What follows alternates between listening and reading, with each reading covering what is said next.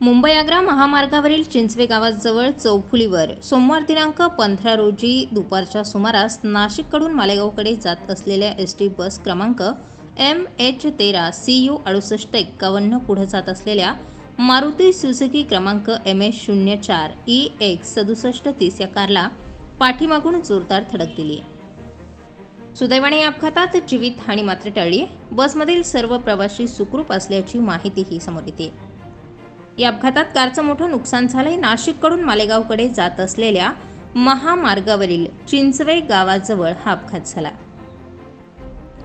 या ठिकाणी तीव्र उतार असल्याने वाहनाच्या वेगाने वारंवार अपघात घडत असतात. या ठिकाणी गतिरोधक व झेब्रा क्रॉसिंग अन्य उपाययोजना नसल्याने चिंचवे ग्रामस्थांनी बांधकाम विभागावर तीव्र नाराजीही व्यक्त केली. या अपघातासमयी बसमधील प्रवाशांमध्ये भीतीचं वातावरण निर्माण झालं. अपघातावेळी चालकाने प्रसंगावधान राखत बस महामार्गावरील सर्व्हिस रोडवर थांबवली. हा अपघात मोठा होता व बसमध्ये 50 ते 55 प्रवासी असल्याने सुदैवाने सर्व थोडक्यात बचावले. वाहन चालक स्पीड ब्रेकरवरती व उतारावर गाडीच्या वेगावर नियंत्रण ठेवत नसल्याने प्रवाशांना जीव मुठीत धरून प्रवास करावा लागतोय. सदर ठिकाणी नेहमीच अपघात होऊन अनेकांना या ठिकाणी आपला जीवही गमवावा लागलाय.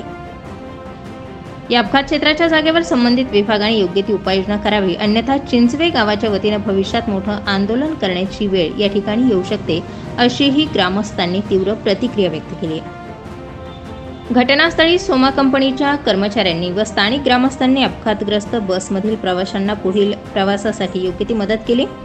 या अपघाताचा देवळा पोलीस ठाण्यात गुन्हा दाखल करण्यात आला असून पुढील तपास पोलीस निरीक्षक जाधव यांच्या मार्गदर्शनाखाली पोलीस अधिकारी करत आहेत.